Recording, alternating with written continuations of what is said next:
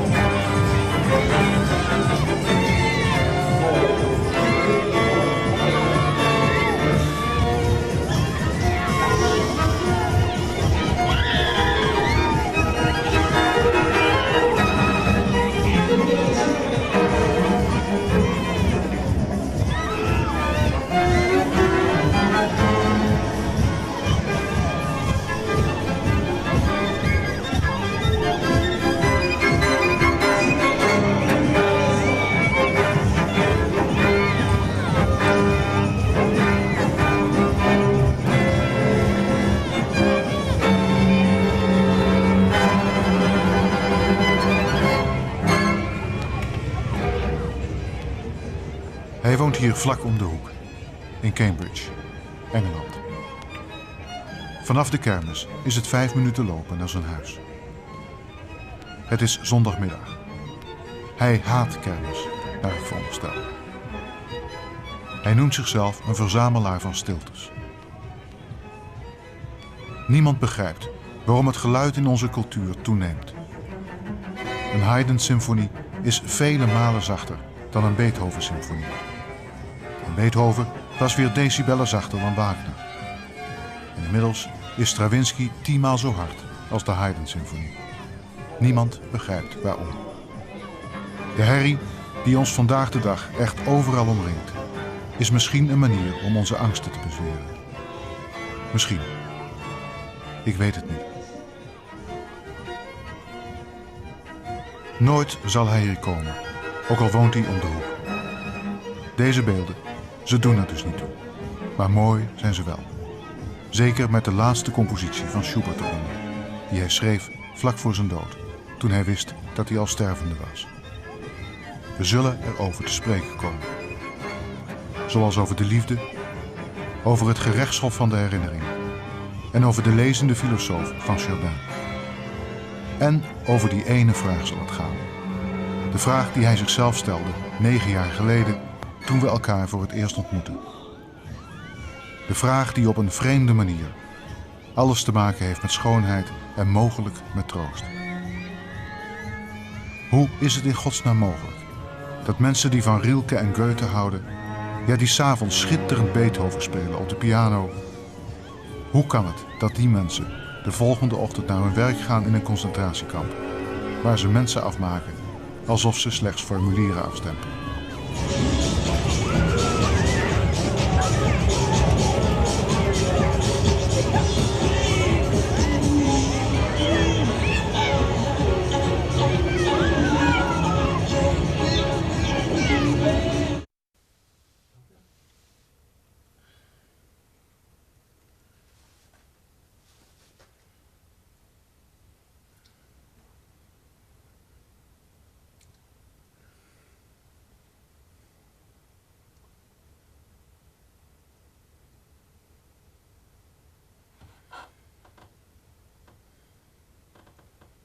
It's a terrible question of embarras de richesse. You've got to give me a few seconds. Take your time. Because there's too much, you know. And I don't... 62 years of reading. Exactly, and you're asking...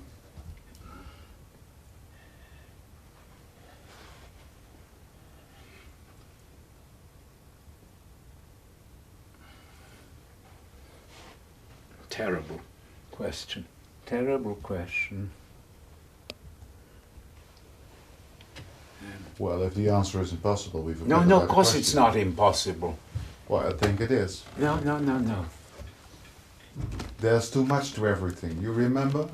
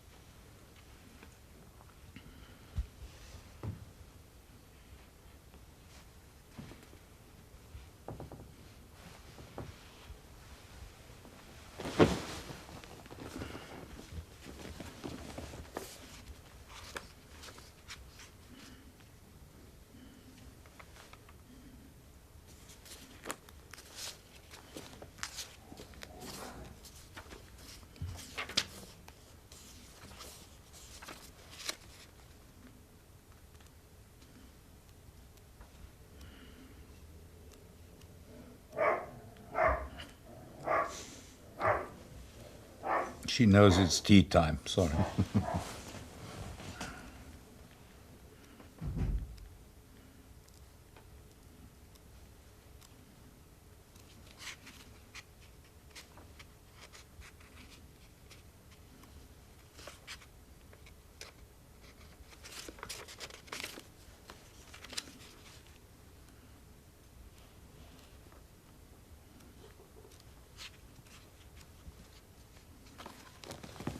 Tell me when you're ready.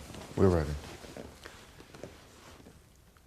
Even very great writers rarely change the power of very simple words. We all now come after Ernest Hemingway. Nobody has used the little word "and" again in the same way since Hemingway.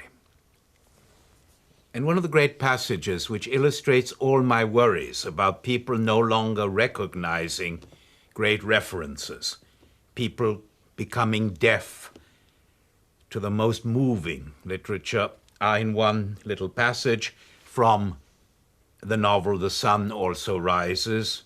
The title, of course, is from Ecclesiastes in the Bible, or it's known in the English edition as Fiesta. Two very close friends are on a bus, and they think they love each other. They think they are really, totally true to each other. We went through the forest, and the road came out and turned along a rise of land, and out ahead of us was a rolling green plain and the dark mountains beyond it.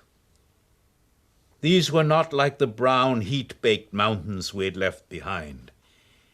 These were wooded, and there were clouds coming down from them. The green plain stretched off. It was cut by fences, and the white of the road showed through the trunks of a double line of trees that crossed the plain towards the north. As we came to the edge of the rise, we saw the red roofs and white houses of Burguete ahead, strung out on the plain, and away off on the shoulder of the first dark mountain was the grey, metal-sheathed roof of the monastery of Roncesvalles. "There's Roncesvalles," I said. "Where?" "Way off. There, where the mountains start." "It's cold up here," Bill said. "It's high," I said. Must be 1,200 meters. It's awful cold, Bill said. Roncevaux is the place where in the great medieval epic of Roland and his friends are betrayed by one of their number and butchered in an ambush of the Saracens. And the genius of Hemingway is not to say so. Only the word Roncevaux tells us that these two friends are going to betray each other, that they are on the edge of the end of their relationship. And then the repetition. It's cold up here, Bill said. It's awful cold. And of course it is the cold of the heart. And only a very great artist can say everything without saying anything.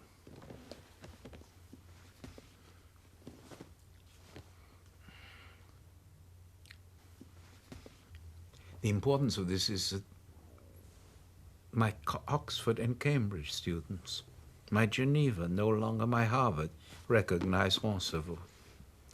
So that our next editions have to have a footnote which kills the whole thing.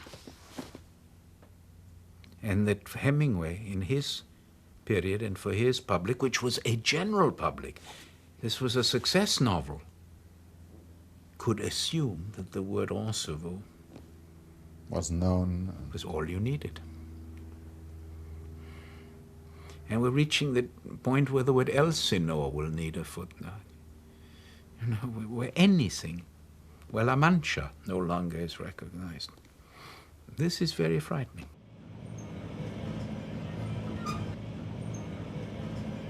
Nee, op de kermis zul je hem niet snel tegenkomen. Dus vergeet deze beelden van vlak om de hoek. Maar misschien is het ook misleidend om met Hemingway te beginnen. Steiner in de rol van cultuurpessimist. Bang dat het boek, ja, dat de collectieve herinnering uit zal sterven. Dat beeld kennen we van hem. Vandaag zouden we het hebben over schoonheid en troost. Toen ik hem uitnodigde, schreef hij per omgaande terug. Ik ben een boek aan het schrijven met de titel Errata. Maar het had evengoed van de schoonheid en de troost kunnen heten. Wat een wonderbaarlijk toeval. Kom maar zo snel mogelijk langs. Mijn herinneringen staan tot je beschikking. And when one asks oneself, looking back on that kingdom of memory, where do the great movements of consolation come from? Very often the answer is different concepts, I underline different concepts of beauty, intellectual, aesthetic, profoundly personal. But the two words are, if you want, like partners in a dance, And when one comes near to thinking about the limits of language, again, which one does after a lifetime of writing too many books, giving too many lectures, speaking too much, reading too much, when one comes to think about the frontiers of language, the picture of the dance becomes more and more important. How concepts in some ways are very physical and circle around each other. And so what I meant by that was that this little book, which is a memoir, an intellectual autobiography, could have had your very moving choice of terms as a kind of subtitle.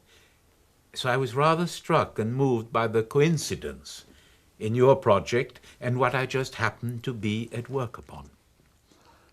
The kingdom of memories. Memories coming back from your early childhood and later on.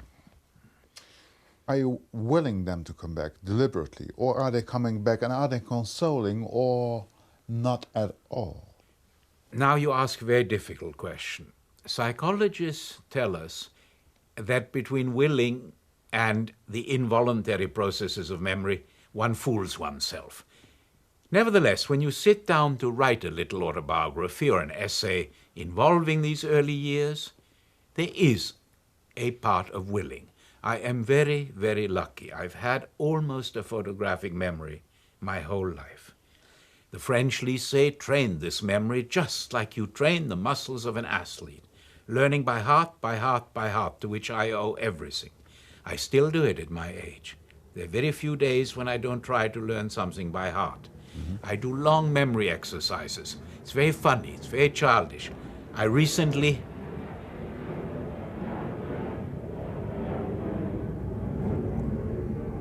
It's just one. had a pretty bad fall during a Scottish trip or lecture tour. My head fell the wrong way.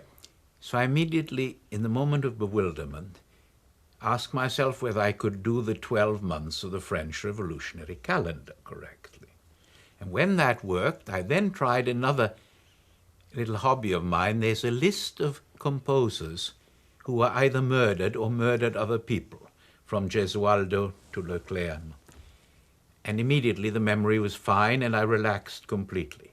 There you have a case where an exercise, a tiny, trivial, brings great consolation, because memory, when it is strong, is also great consolation.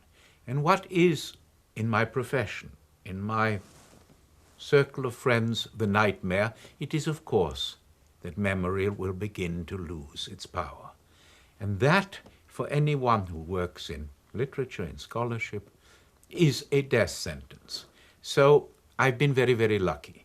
The memory was strong to begin with and was systematically trained and has been in use my whole life. One morning, Uncle Rudy drove into Salzburg. He brought back with him a small book, a pictorial guide of coats of arms in the princely city and surrounding fiefs. This memory. I'm talking about the Summa Summarum, where we will finally end. How important was he? Enormously. Enormously.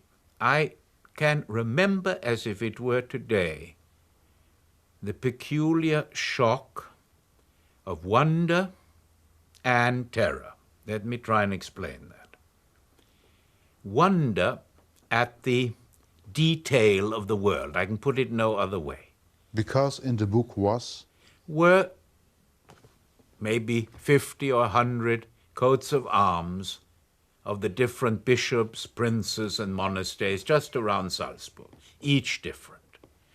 I remember my feeling, if there can be for every castle, monastery, bishop, or prince a different coat of arms, first of all, how many must there be for Austria, for Europe?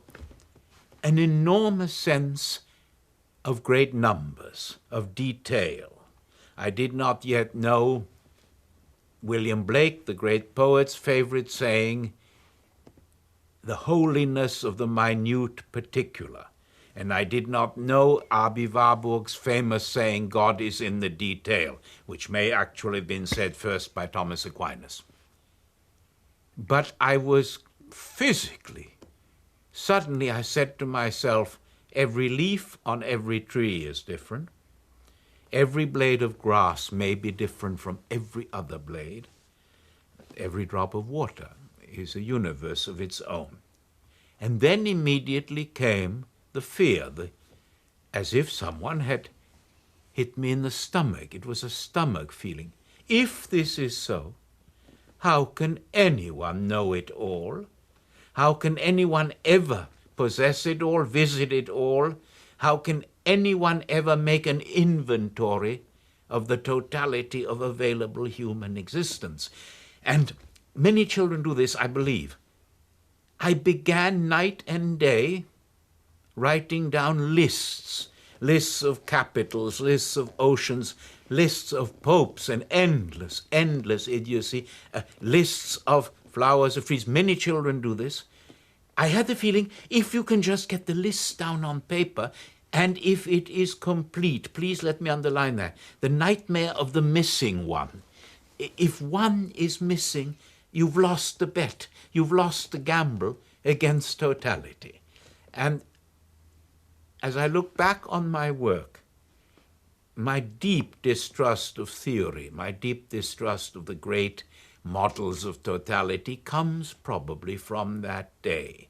I am fascinated by the inviolate, hard, rock-like core of the particular, of the specific, of the unrepeatable, of the actually terrifying fact that if we repeat the same sentence, the second time cannot be quite the same.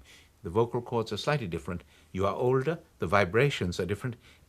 I've asked great pianists, when you do a trill in a Beethoven sonata, in a Liszt study, those fantastic how do you know that you're hitting the key the same number of times? And they'll smile and they'll say, we don't.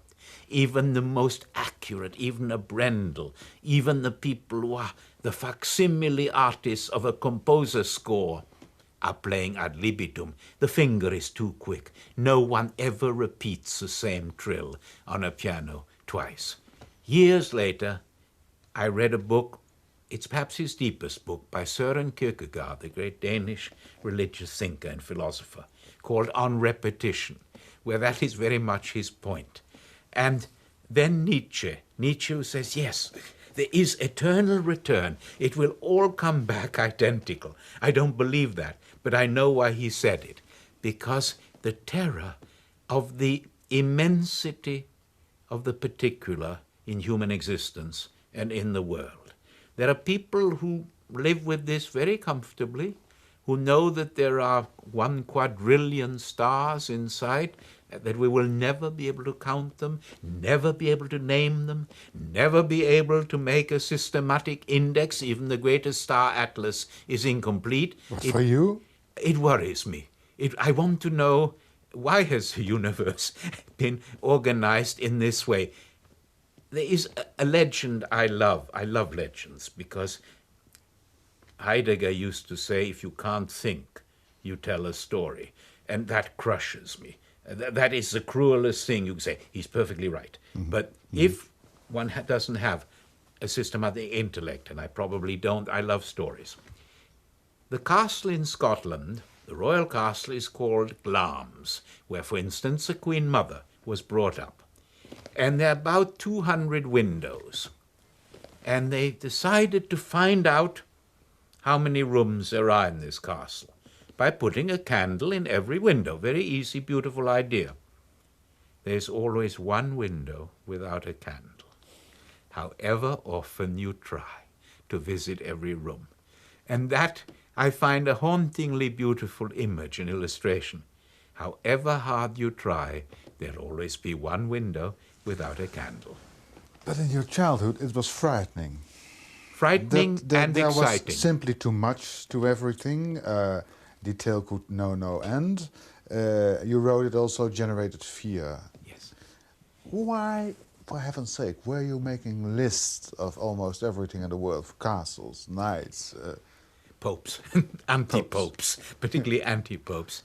An attempt probably to master that fear, to say, I can get it right. But what was the fear exactly? Because you don't have deep the universe in the under subconscious, control, there must have been deep in the subconscious the sense of otherness, that however well you try to study and understand the world, it will escape you. Mm-hmm. It will, that there will always be a strangeness. Now this is the late 1930s, before the word strangeness enters modern physics, before the word singularity, the black hole, enters. But I had some intuitive sense that in life and in the substance of the world, there was a strangeness which would always defy and even mock our attempts at understanding. And that is a rather frightening experience. Perhaps not to everybody. There are those who rejoice in this, who say, hurrah, I will Always relax. A mystery. Hurrah, I will hurrah, relax hurrah. with it. Yeah. I come from a very Voltairean, Jewish rationalist tradition, which believed absurdly perhaps, in the almost infinite power of human reason. When Karl Marx said in one of the most deeply rabbinic things he ever said, humanity only asks the questions when it is ready to find the answers. He was wrong, but what a noble error. He was wrong. But at that time, or in a certain optimistic, liberal world of imagining, it looked as if that was a true promise. If you look back at this childhood fear of not having the world under control, that nothing could ever be complete, this fear, how is your attitude towards it now? Very different or slightly different? Slightly different. I accept it. I'm resigned to the obvious fact. B, I now realize that exhaustive, analytic footnotes of life do not necessarily contain the truth one is looking for. I know that.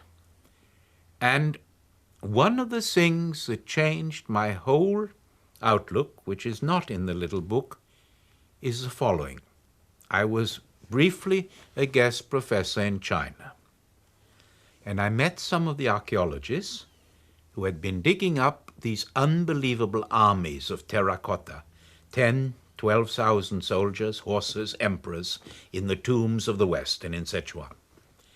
First they told me that every single figure had a different expression on its face. So I remembered my childhood sense, but in that case, don't you want to see them all?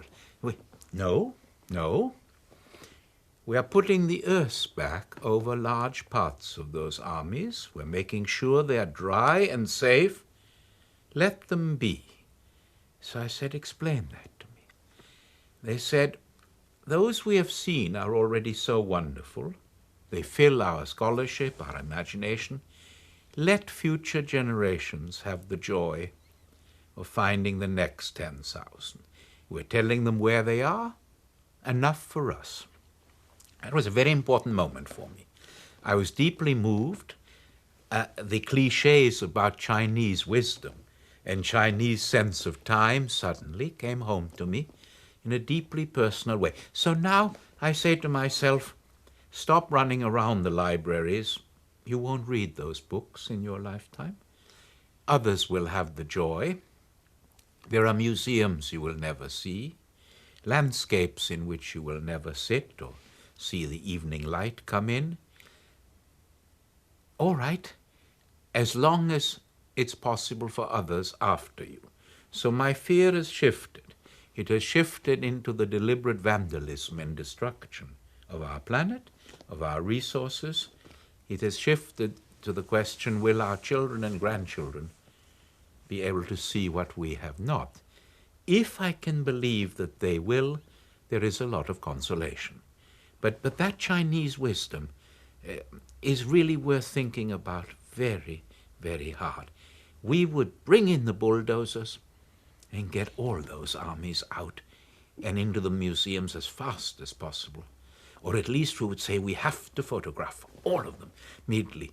There is in the Chinese sense of leaving them unseen a great confidence, a great maturity, and a great sense of peace.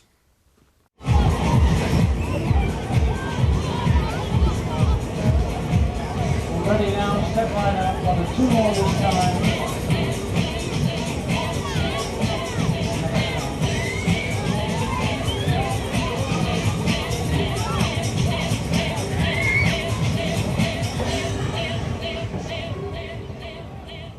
I think we are what we remember, and what we have in us, they can't take away from you. Let me explain exactly what I mean. We have learned in our century that they can take everything away from you. Your house, your family, your livelihood, that we are all wanderers, more or less hunted on this earth. I would define the history of this century that now hundreds of millions of people in Africa, in the Balkans, Southeast Asia, soon in other places, are becoming Jews, quote unquote. That is to say, are becoming hunted or hunters. What you carry with you, the bastards can't touch. They tell a true story of one of the camps, Birkenau. There was a librarian of one of the great Polish Jewish seminaries, a man with one of those Torah Talmudic memories, not so rare in that culture. He knew the 5 books of Moses by heart, of course, but also much of the Talmud, the Midrash, and the Mishnah. And in the camp, he said to people, if you need to look up something, come and look it up in me. Open the book of myself. A magnificent image. I'm carrying it with me, and you can check. And don't worry that you've lost all books. Look me up. It's a story which Kafka might have found. It's one of the lasting parables. Much less dramatically. In Ezekiel, in the Old Testament, in the prophet Ezekiel, God dictates to the prophet a text and then says, I want you to eat the scroll. Careful. Eat is eat in Hebrew. Has nothing metaphoric. You put it in your mouth and you eat it like a spy eats his secret message, we're told in spy novels. And the surprised prophet does it, and of course the meaning is it becomes part of you. It becomes totally part of you. The great Elizabethan playwright, Shakespeare's rival, Ben Jonson, will use the verb ingest, like digest, but it's more powerfully. You ingest it. You eat it, it becomes fiber of your fiber, heart of your heart, cor cordis sursum, and it will stay with you. And suddenly you realize that the house of your own inside has wonderful furniture. Most of us don't create very much. So to be able to find in our house a company of the master spirits, of the great spirits, of whom Milton called them the lifeblood of the master spirits, means you come home to a very full house, to a very full house. Well, we've got to quote. And we've got to tell a great story, which will answer your whole question, and which I hope you will not cut out, because it doesn't concern me, but it's one of the touchstones of civilization. In the 1937 Soviet Writers' Congress, it was the worst year, or one of the worst years. One disappeared like flies every day. They told Pasternak, if you speak, they arrest you, and if you don't speak, they arrest you for ironic insubordination. 2,000 people there. Stanov on the platform, the Stalinist killer, police killer. And it was a 3-day meeting. Every speech was thanks for Brother Stalin, thanks to Father Stalin, thanks to the Leninist, Stalinist new model of truth. And not a word from Pasternak. On the 3rd day, his friend said to him, look, they're going to arrest you anyway. Please, maybe you should say something for the rest of us to carry with us. Now, he was over 6 feet, as you know, incredibly beautiful. And when Pasternak got up, everyone knew. He gets up. I'm told you could hear the silence till Vladivostok.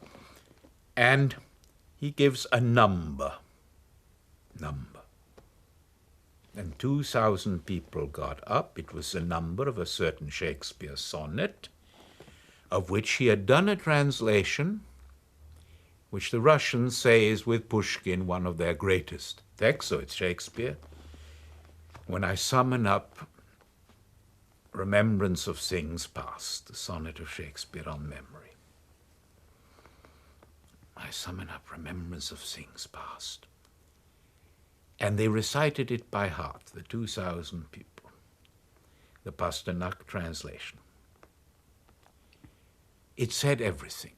It said, you can't touch us, you can't destroy Shakespeare, you can't destroy the Russian language, you can't destroy the fact that we know by heart what Pasternak has given us, and they didn't arrest him. It's one of the very great stories. When a sweet session of silent thought I summon up remembrance of things past. the sweet session of silent thought. I'm told that in Russian it's even as magical, as magical. Well, in that case, the sons of bitches don't arrest you, that is, or if they do, it's too late. The other people have your treasure with them. Nobody can arrest everybody. Mandelstam's poems were all confiscated, and Nadezhda, the wife, taught one poem to 10 people. That means that for the 60 poems, 600 people had them. The 10 taught them to 10, and they were safe. They were nothing could stop. This, I think, is the deepest form of publication that we can possibly have. It's the publication of the human soul. So yes, it is central to my techniques, to my teaching, to my beliefs, to the way I work, to what I am. Remember, I belong to a people where in modern times it was said, nothing will remain of you, not even ash. And it is perfectly correct that millions of the names are gone. And no one knows where they are, because they are ash in the wind. They cannot even be buried or visited. Nazis said, the memories of memory will be gone. So the answer is no.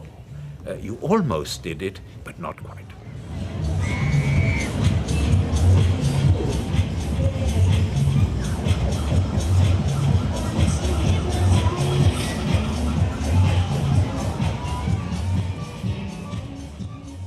In Chicago, there was one evening when you read for the first time Sein und Zeit of Martin Heidegger.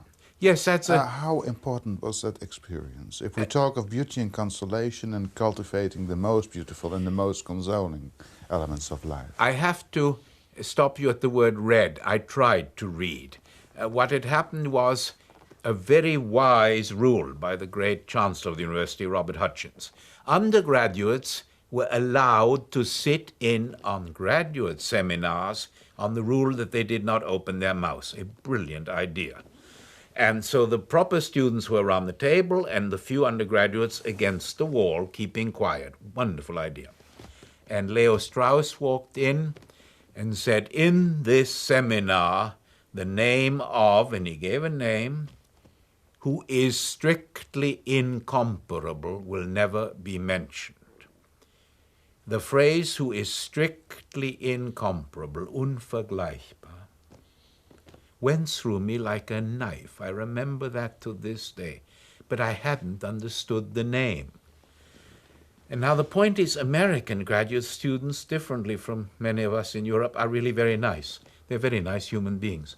So I went up to one of them and I apologized. I said, I'm terribly sorry. What was the name? And he said, I will write it down for you. Martin Heidegger, 2 G's, E-R. I ran to the library. I ran. The words, who is strictly incomparable. I didn't know why he couldn't be mentioned. I knew nothing about the background, of course. And I took out Sein und Zeit. And sentence 1 was the end of my hopes. This is literally true. I was a very arrogant little boy, and most books I could handle, or I believed I could handle. Sentence 1, sentence 2, hopeless. And I stared at it and stared at it and said, one day I will try and understand it, but I'm not giving the book back yet. Its physical presence in the little dormitory room seemed to me to say, what you can't yet understand, what maybe will change your life if you do understand it, what you may never understand, what you must try to wrestle with. It's the Jacob and the angel wrestling all night. And I deeply believe that there's no harm in trying what you can't yet cope with.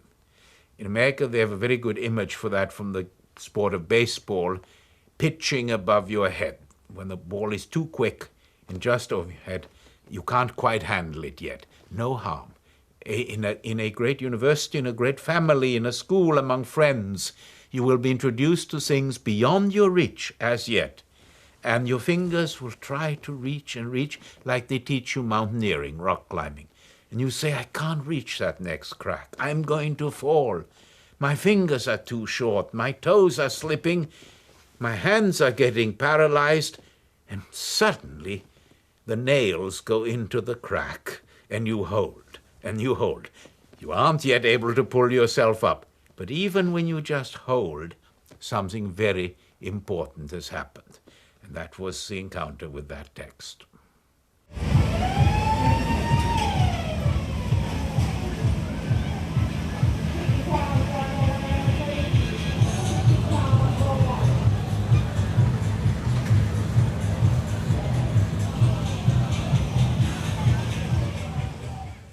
The philosophe Jean Chardin, in one single painting, seems to me to incorporate every single aspect of what I've tried to do in my work, tried to teach as a teacher, and simply as an ordinary human being concerned with the miracle and mystery of reading. I want to show the different features.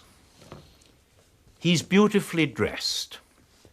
In fact, this fur hat and the wonderful fur coat, some have said it is meant to suggest the solemn clothes of a rabbi on a high holiday. We don't know. There is that suggestion, as there is in Rembrandt pictures, which have, of course, influenced Chardin. I like to read it differently. He's meeting his best friend, namely the author of the book. And when you meet a great friend, you dress well, like we love to wash our hands before meeting a friend. You do him, Italian word cortesia, the courtesy of heart of saying, welcome into me, welcome into the home of myself, I'm ready to receive you. He has his pen next to his reading. Serious reading means to read with a pen in your hand. What do you do with the pen? You underline, you take notes on the page, you write around the margin. What are you really doing? You are in dialogue with the book. You are answering it. You are speaking to it. And if you are very arrogant and very ambitious, you're saying secretly, I can write a better one. And that is the beginning of a certain relationship of passionate joy and love with the text. I hope our viewers can see their number of heavy coins, beautiful Roman coins. They were used at that period to give weight on the page, because in these great folios, the page would, in humidity and with time, the page would bend. So you put on it a heavy metal weight. But Chardin means much more. He's having great fun. He remembers that in Latin poetry, literature has this boast, I will last longer than bronze.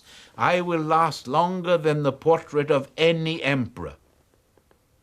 Horace, exegi monumentum aere perennis. I will outlive the proudest monument. Ovid says, marble and bronze and granite will not last as long as these words on the page. So he's having fun, Chardin. He says, these are wonderful medals, out of ancient times perhaps, monuments of history, but compared to the life of the word, they are quite ephemeral. They simply keep the page down for a while.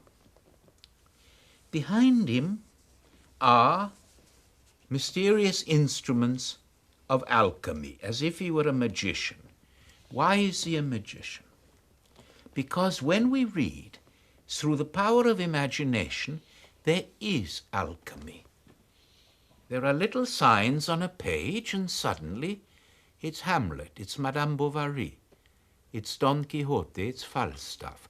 What is that alchemy of magic where we collaborate with the author in giving to these little signs on the paper an immortal presence?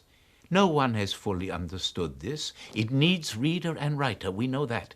It is like the alembic, something that will turn into gold, a mixture of chemicals, chemical interaction behind deep centers in the imagination, language, and suddenly something is created which will outlive its author, the book, our own life.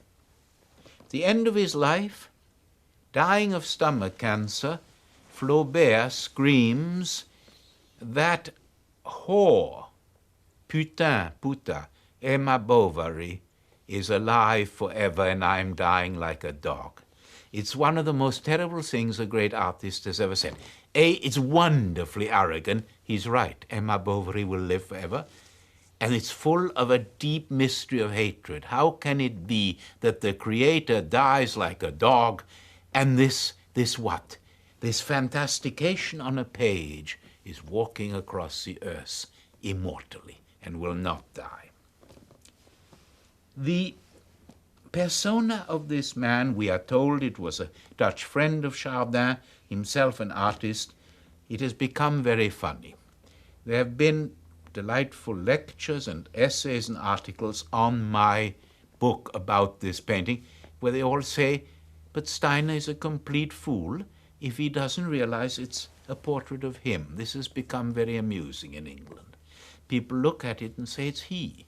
I had never, I swear to you, but that is good naive obviousness, I had not seen it until people claim that quite obviously it's almost photographic. I don't know whether it is, but I can now begin to see that it does resemble me rather closely.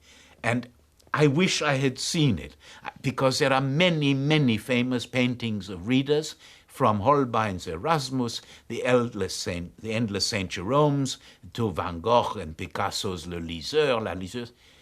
Now perhaps I know why I picked this, but it was subconscious. It was a subconscious act of autobiography. If there is a resemblance, the whole story becomes even more amusing and not to be taken too seriously. Each of these things in turn has disappeared from our lives.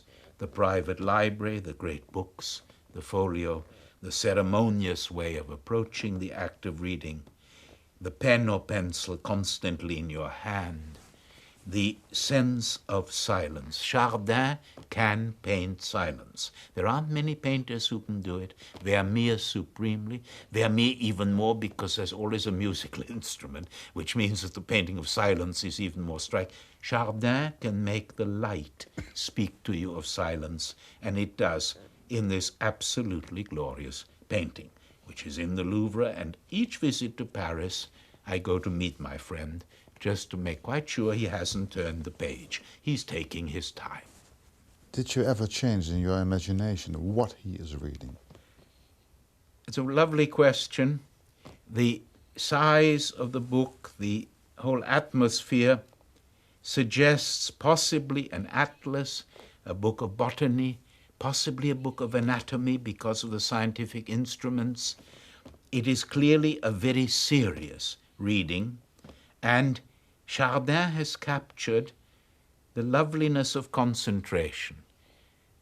And again, it's what the masters teach us. Concentration, said Malebranche, a French philosopher of this time, is the natural piety of the soul. This I always try to get my students never to forget. Concentration, attention, is the natural piety of the soul. You don't have to be at prayer to be pious. You're already very pious when you concentrate on something difficult and fascinating and try to let it enter into you. We take so for granted the power of the imagination from a page. It leaves me always profoundly astonished. The mystery of light, where you see the velvet of the curtain, the texture of such a painting, the texture of the paper, of the binding, of the whole civilization of the world of the book, a civilization to which we owe the images, the book of life, the book of Revelation. And perhaps one last time, in the French modernist, symbolist poet Stéphane Mallarmé, when he says, what is the aim and object of the universe? Le livre, with a capital L, the book of all books, the book which will contain all books and the sum of human life, and which then, as the Bible has it, we will shut and the 7 seals will close it.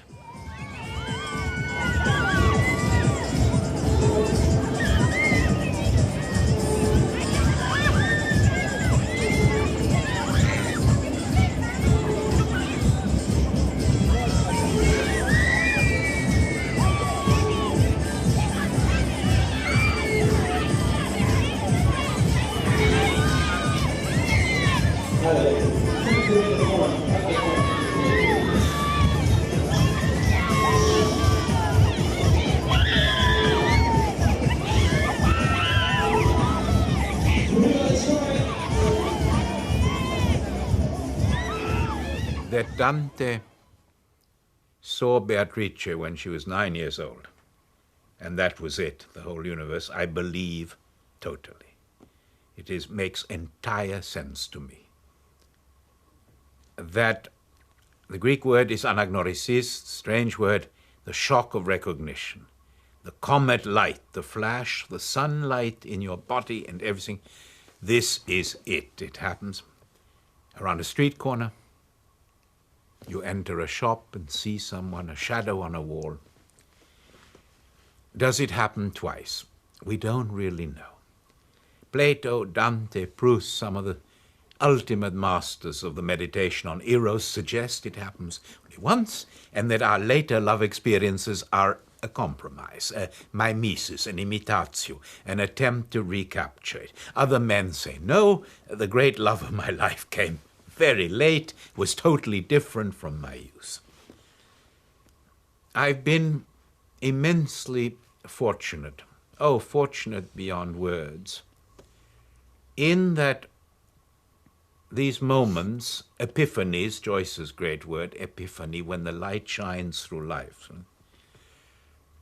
have left me not with a sense of utter regret, because, for instance, with that first young woman, there never was a relationship. She thought quite rightly that I was a ridiculous goose. And a number of times in my life, it's been only a moment, each one of them has built, I believe, towards my marriage with a very remarkable woman. We've now been together 45 years.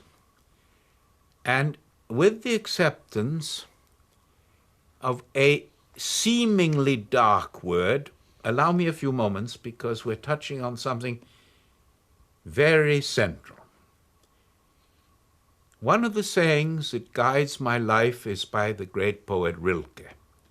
Rilke says, when there has been a deeply happy love, later on, one becomes the loving guardian of the other's solitude.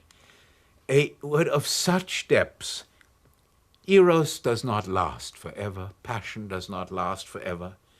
I believe, again, contra the incredible Freudian exaggerations, that sexuality, powerful, wonderful, miraculous, is only one of many fundamental forces, and for many human beings, not the most important, but to become the loving guardian of the other's solitude. You move into friendship. Love moves into supreme friendship. And it may be that friendship is finally more important than love. Montaigne said this. It's one of the great taboos in our culture. The Greeks knew this. There are moments in Keats's letters when he says it. Very few have dared say it. The sacredness of friendship, the inviolate elective affinity, Wahlverwandtschaften. What does Montaigne say about la Boétie? It's because he's he and I am I. There's no explanation. That great definition of friendship can be between a man and a woman. And if a marriage flows into friendship, one has been blessed beyond words. Then the early epiphanies have flourished, matured into something enduring. I cannot imagine my existence without being in love in a certain sense. That is to say, I associate love with the future tense. Nothing mystical in this. Please let me argue for its simplicity, for its concrete meaning. Nothing mystical. We don't know whether animals have a future tense of the verb. Tomorrow. We do. We can do something which is unbelievable. Astronomers speak about 1 billion years from now and give exact predictions. You and I can speak about the Monday morning after our funeral. What kind of day will it be? What will be the restaurant menu, the plat du jour? What will be going on in the politics of the Labour Party and so on? Who will talk about us, yeah. Who will talk about us? The future tense. To be in love is to have a future tense, is to think that things have a meaning tomorrow, that you are moving towards another human identity, a real presence, and that what you think, what you do, when you brush your teeth in the morning in love, it's rather different. There is a wonderful poem by Robert Graves. And to explain to our viewers, we come back to Homer. One always comes back to Homer. The great 18th century English translator, Pope, did a wonderful Homer, but a little stiff. And what English children love are nonsense rhymes by Edward Lear, the Jumblies and the Wumblies and all them on. And this little poem says, we learned Pope's Iliad by rote, which means by drill, by school drill. We learned Lear's nonsense rhymes by heart. O children, learn to tell these two apart, and never say that aught I wrote in love, I wrote only for love of art. And that says it. What you write in love, you have learned like the nonsense rhymes. It changes the world.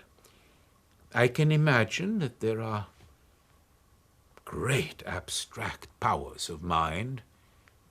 Wittgenstein would come to mind, Descartes certainly, Aristotle, for whom this is not true.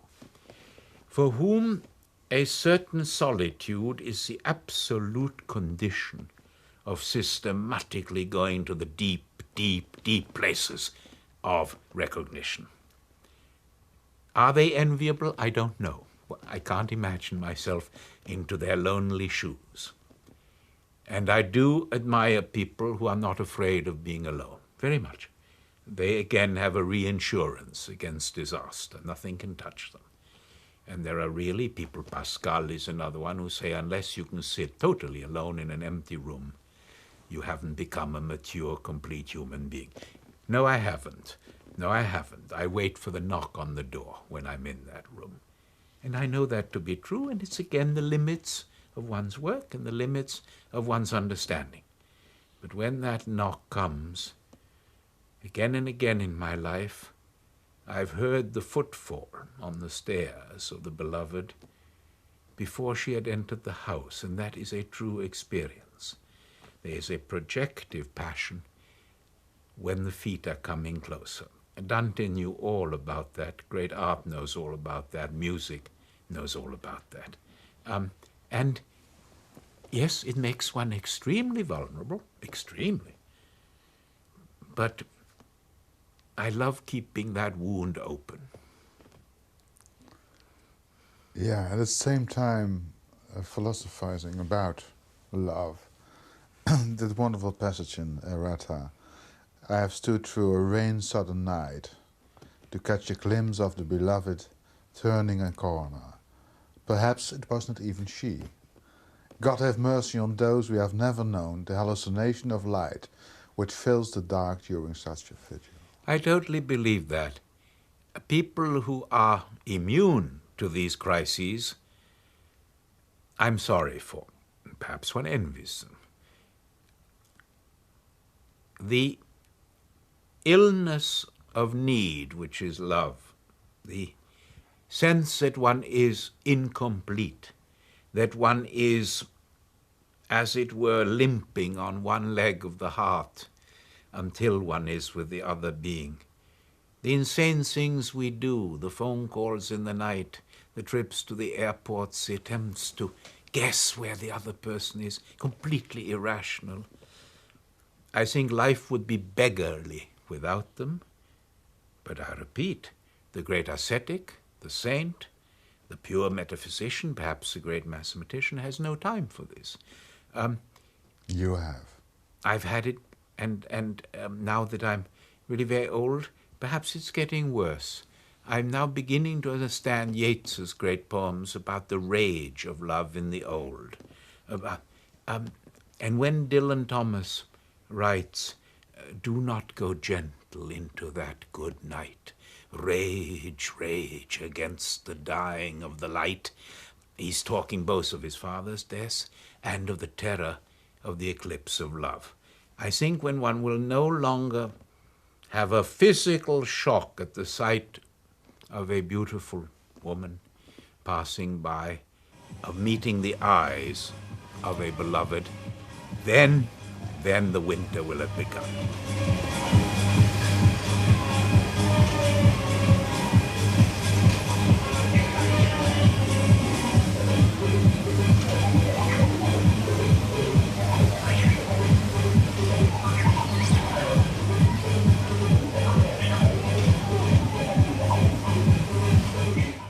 quote you.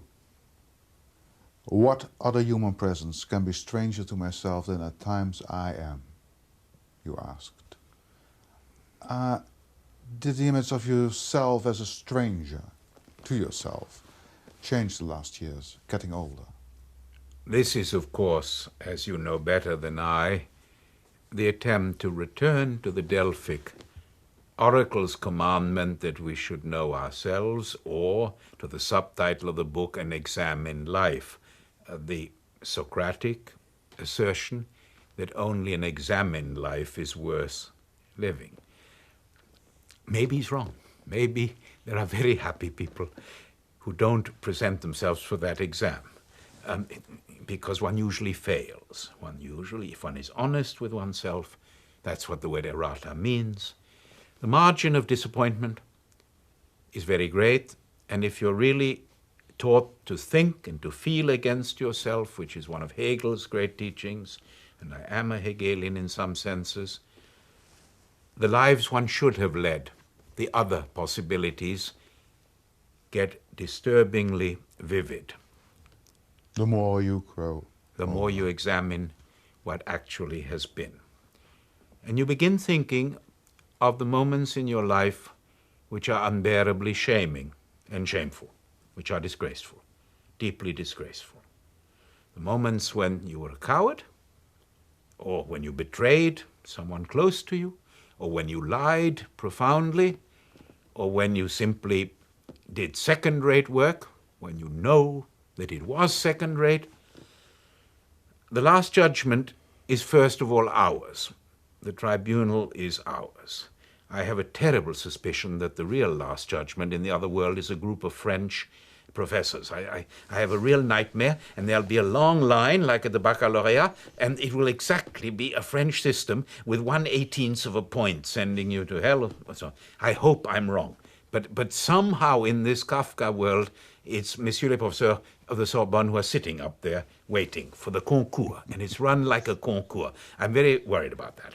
If it's true, I at least want to be on the jury, but that's my own arrogant and selfish hope. No. If you appear in front of the court of your own remembrance and call for consolation, the best consolation is forgetting, and I'm a very bad forgetter. I wish I weren't. There are quite awful moments in one's life, but let me step a little away from the anecdote to raise some of the taboo subjects, some of the things people will not face in themselves, why they're strangers to themselves. In the last few days, we have had the dreadful news of the earthquakes at Assisi in Italy and in Umbria.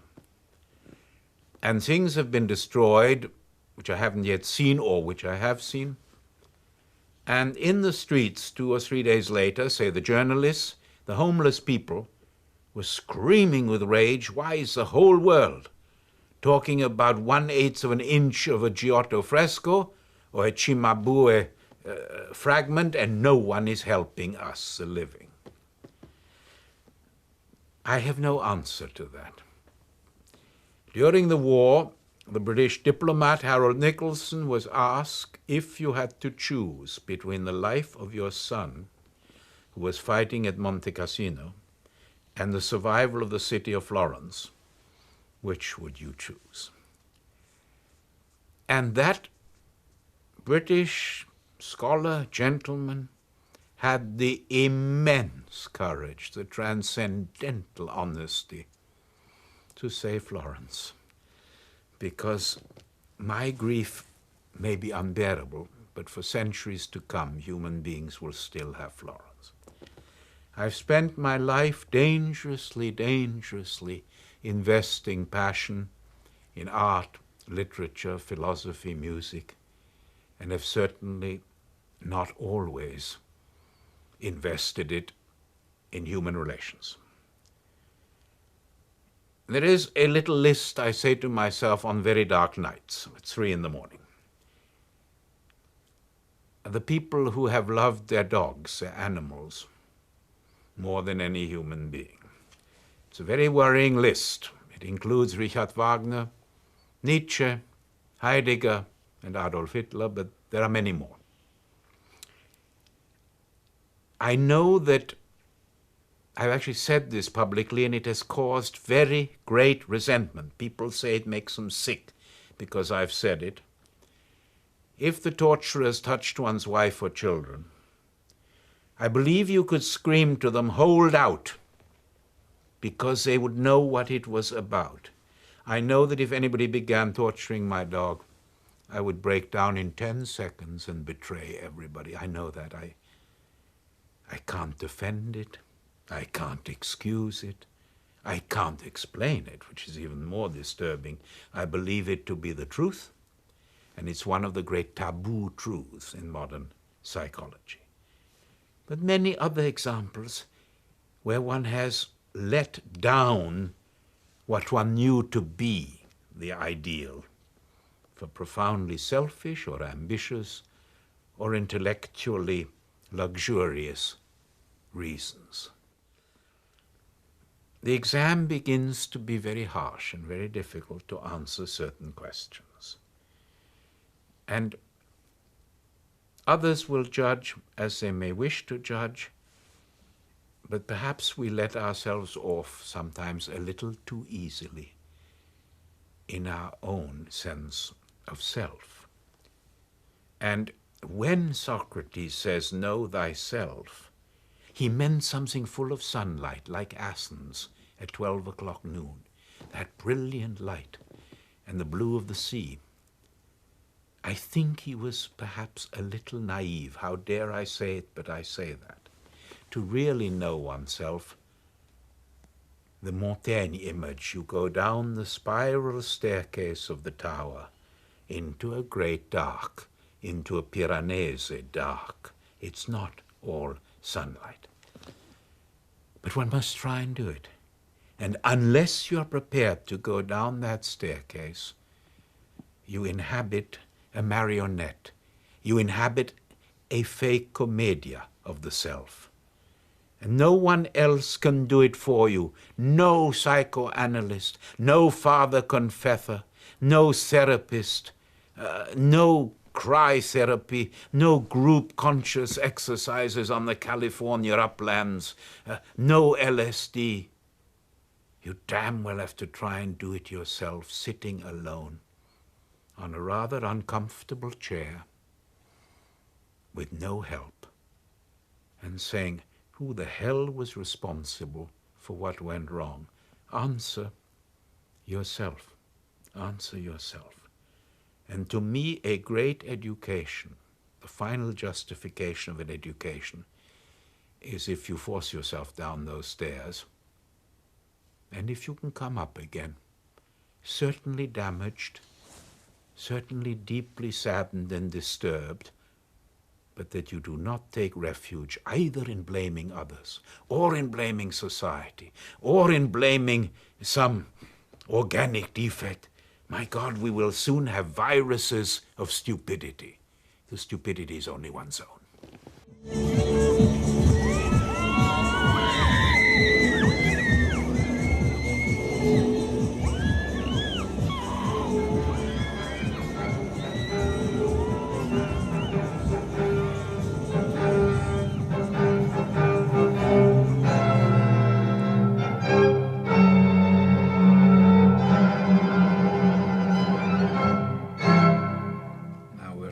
Take the next move. That's superhuman. What do you mean? This movement, superhuman.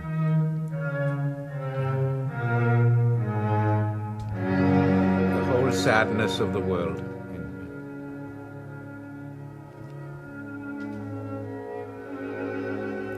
Superhuman.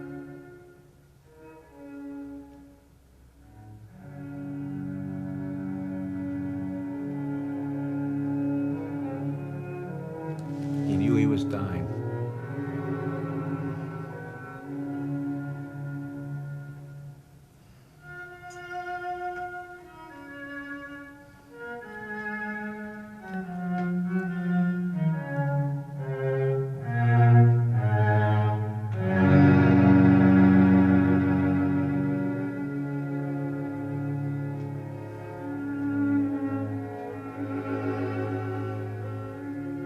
We're an animal which can produce that.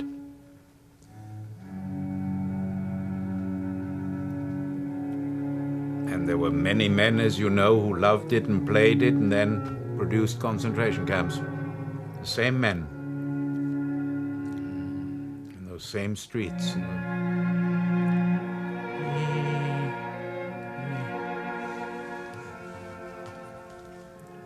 So just a little bit more loud so that we can... You want it louder? No, not louder. Yes. Yeah. So it's good.